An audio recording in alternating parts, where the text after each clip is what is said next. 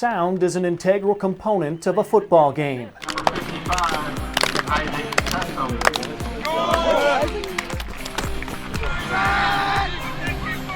Go get him!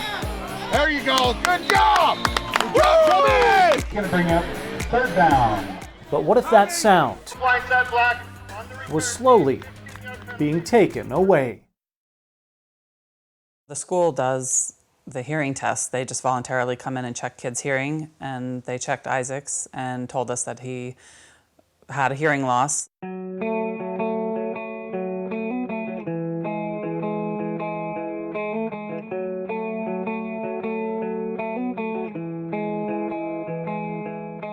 It just kind of went from there, and test after test. He was going over to the University of Montana for a while. He was seeing a specialist over there. Kind of went from there for us to know that, you know, there was a real issue going on there that we maybe weren't seeing because we were just accustomed to how he was.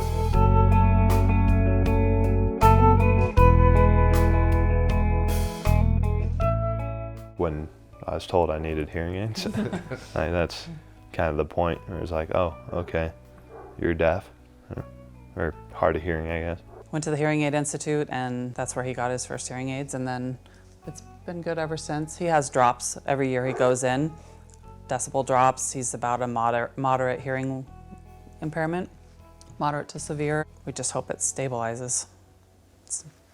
Doesn't get worse.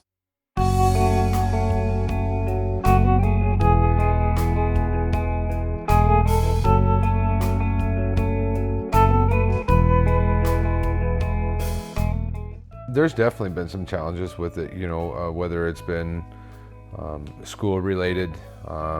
Being picked on. You know, he was picked on about it, you know, at first. I don't really remember a whole lot. I think I just kind of just like kept to myself, kind of quiet about it. And then freshman year, I'd say I started to realize like, hey, to get other people to be comfortable with it, I gotta kind of joke with it, like make it funny, yeah, I guess, and just laughter is best medicine, kind of, you know.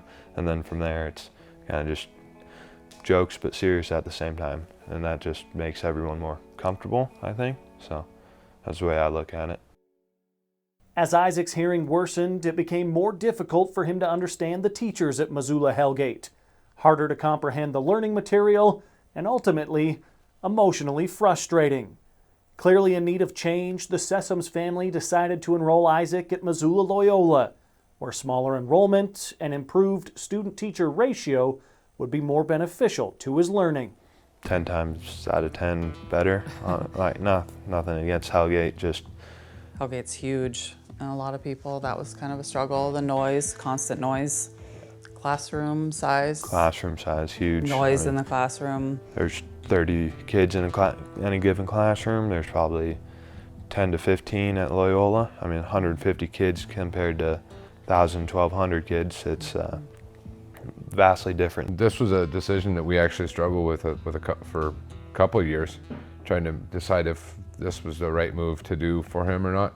He came home happy the first day, and he's been happy ever since. I told him that, you know, as an environment, I really like the community environment that Loyola brings. My kids went here, my wife went to school here.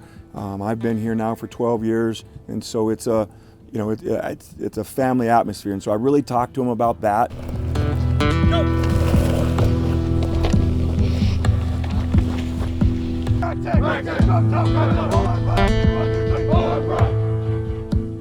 If you didn't know it, you wouldn't even know it. He doesn't use anything as an excuse, ever. Probably more so than anybody else that, you know, that's on our football team. Communication system that Coach Ben brought, it was just coincidentally, it worked out with Isaac and his hearing impairment. You know, when it comes to Isaac, the only time that he ever uses it as an excuse is if I'm yelling at him or something in the locker room, and he'll go, you know, he'll put it, I didn't hear you, Coach, and it's just, that's a fun type thing, because you'd never know it. He is an outstanding young man. Go! Sit! Go! Isaac's hearing impairment is now often an afterthought. He holds straight A's and is a member of the National Honor Society, as well as Loyola's student body president. And he rarely misses a beat on the football field, thanks to teammates and coaches. But that portion of his life is only the beginning of Isaac's story, which included a cruel twist that put more than his athletic career in jeopardy. Just dislocation, I'd say, in wrestling is freshman year, right before divisionals, and then wrestling and practice, and then my shoulder dislocates, I'd say. He had a shoulder injury of some sort. Yeah. He rehabbed it. He was fine, went through a full off-season and summer training regiment, lifting, no problems with it. He did fine. And then that sophomore year in football. Like 3 games in, my shoulder was really killing me, and Dr. Wilstein was there on the side, and he helped out and said, you know, come on in, get an MRI and stuff. It just showed that we had a fracture on the socket and then a torn labrum. Put 2 screws in the socket to hold it together, and then sutured the labrum. Doing rehab and stuff, it's clicking, popping, not doing normal things. Go back in, and doctor said, let's take those out again. As they took those screws out, noticed that the humeral head was missing a piece, and so did another, I think we did a CAT scan or another MRI, and found that it was in fact missing a big chunk. And so that's when we told he needed to do the OAT procedure, osteochondral autograft transfer, yes. And then we had to wait for a cadaver to do that. And they explained to us they need to have someone his body type, age, which means someone's kid, possibly, to wait for that, someone to pass, which is was very traumatic for us, very sad. Eventually, the Sessoms family got the call that Isaac had a donor, though he nearly missed that opportunity after a severe battle with the flu and pneumonia. But after a successful surgery and relentless rehab, Isaac was determined to make up for the 2 years of high school football he lost, with one last shot his senior season. We didn't think he'd ever be able to play a contact sport again, quite honestly. There was a lot of, goals that were set, like, well, we can talk about it again, if you hit this stuff. And he did everything that, was needed to get done. They originally just said, you know what, hey, we'd like to check it out. And so they came, and it wasn't even a week later, I got a phone call that said, hey, I think he's going to try to play football. And I said, well, we'll start him off slowly. We held him out a lot of the contact stuff and just didn't really know if it was going to work out. I told him, football is going to last a very brief passing moment in your lifetime. It's going to be more important that you're going to be able to hold your kids and lift them above your head 20 years from now. So let's just take it one day at a time.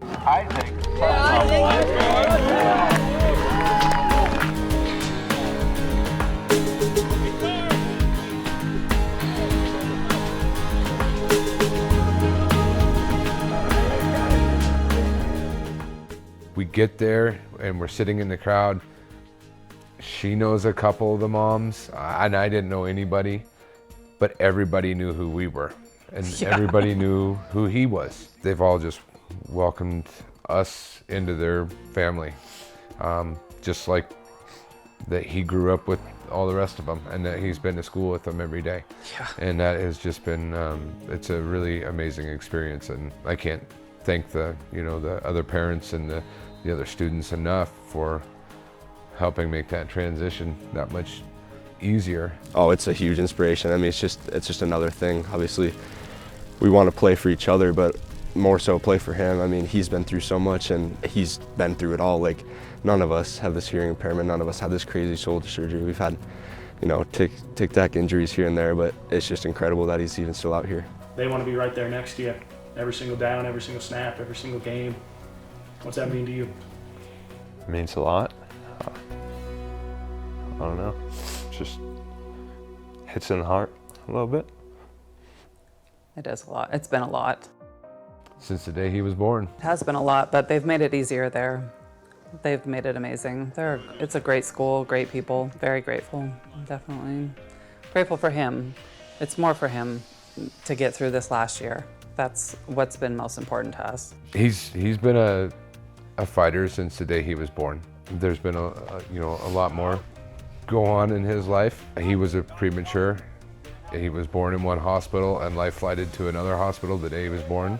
Spent 18 days in the NICU, and with all that going on. So like I said, it's been since day one.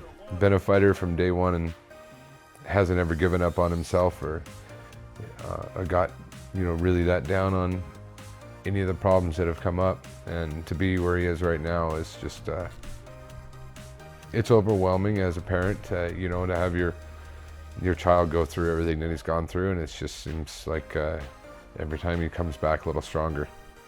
A message for anyone else would be to give everything you got all the time and do what you can. 100%. Keep going. Yeah. Yeah, just keep going.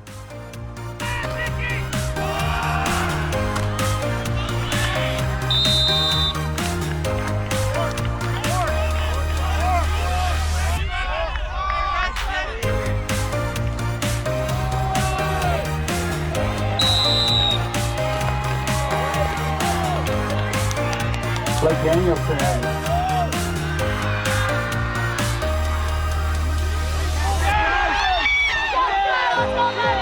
Mr. Pass completed.